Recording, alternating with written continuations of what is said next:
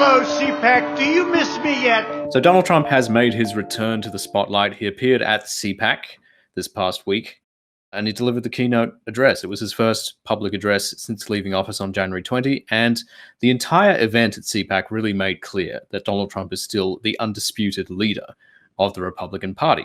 And they want him to go away. Let me tell you this right now, Donald J. Trump ain't going anywhere.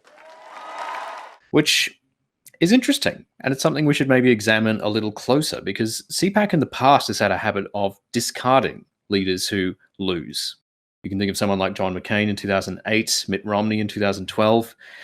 These guys were initially darlings of CPAC, and they have since become pariahs. They're seen as losers in Republican circles, largely because they failed to win the presidency. And yet here we have Donald Trump. A Republican president will make a triumphant return to the White House.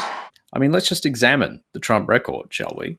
He ran for president in 2016. He won against Hillary Clinton, a historically weak candidate for the Democrats, someone who was extremely unpopular by historical standards. He beat her despite losing the popular vote by 2.9 million. Okay, that's a win in his column. After that, we have the midterm elections in 2018. This is where the Democrats gained 39 seats from the Republicans. It was a wave election.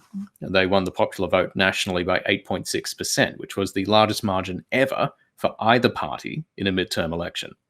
Trump led the Republicans to that result, which lost them control of the House of Representatives. Next up, we have the 2020 presidential election. Trump was up against Joe Biden, who he literally called the worst candidate ever to run in the history of a presidential election. He lost that election, and he lost it in the popular vote by a margin of about 7 million this time, an even heavier defeat. After that, when Donald Trump was still in office, he led the Republicans to lose control of the Senate as well. That leads to the projection that Democrats will regain control of the U.S. Senate. Donald Trump in 2016 and 2020 won a lower share of the popular vote than Romney won in 2012 when he lost. This is a measure of how much opposition there is to Donald Trump within the broader American electorate.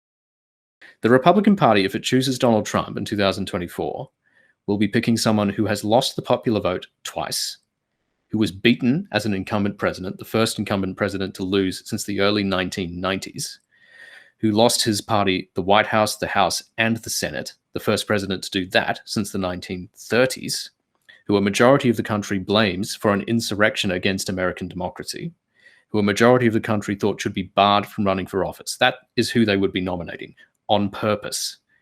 It is remarkable that there is not more of a movement within the Republican Party to consider, at least consider, other options.